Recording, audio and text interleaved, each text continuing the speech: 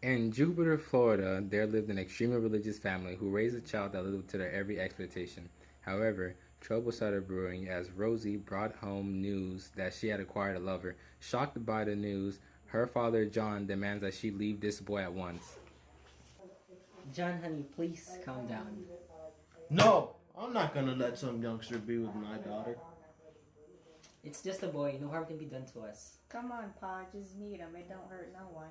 Fine, let's meet this boy for dinner tomorrow.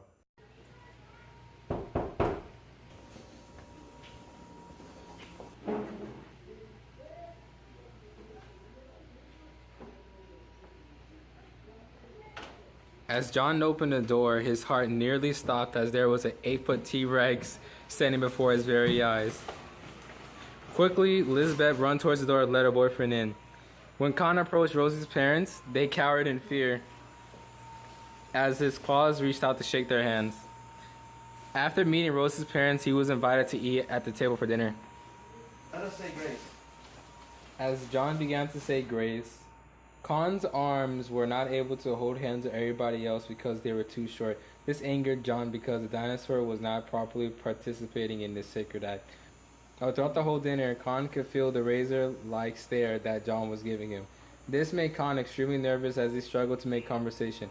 After dinner, the family said their goodbyes and Khan made it out the door safely.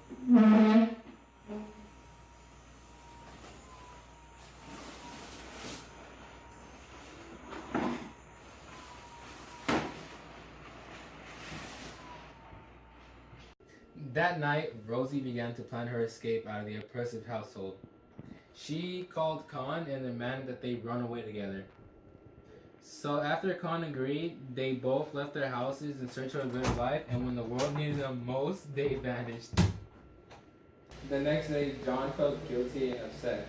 So he went to apologize to his daughter.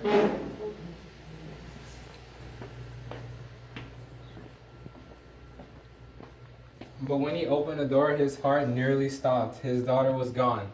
John panicked and ran around the house yelling Rosie's name, but she was gone.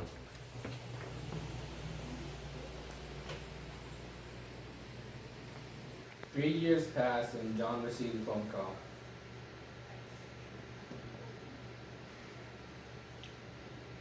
The sound of the voice on the other end made tears cascade from his eyes, as it was his long-lost daughter that he had not heard of over the years. As they continued to talk, Rosie explained how Khan and her had run away together with the little money that Khan has saved, working part-time at a local tire shop, and how they still lived in Florida only 2 blocks away. She explained that she gave birth to Khan's child a year ago, and that he was a grandfather. This news brought a feeling he had not felt in years. His rage began to build as the thought of a dinosaur baby crossed his mind. He quickly hung up and began to plan the murder of that troublesome dinosaur. The next day, John called Khan and invited him over for a few drinks. Happily, Khan accepted the friendly offer, as he had not seen John since the first they had met.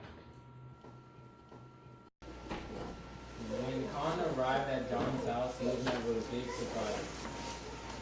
John was sitting in a chair holding a shotgun. Before Khan could even question the weapon, a 12-foot slug went straight to his stomach.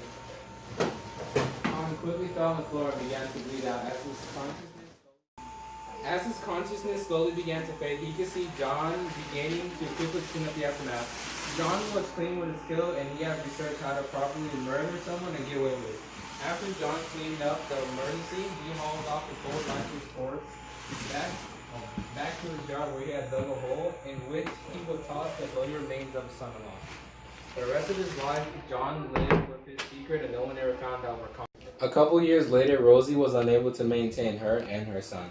So she committed suicide, leaving the child with her only relatives she had left, her parents.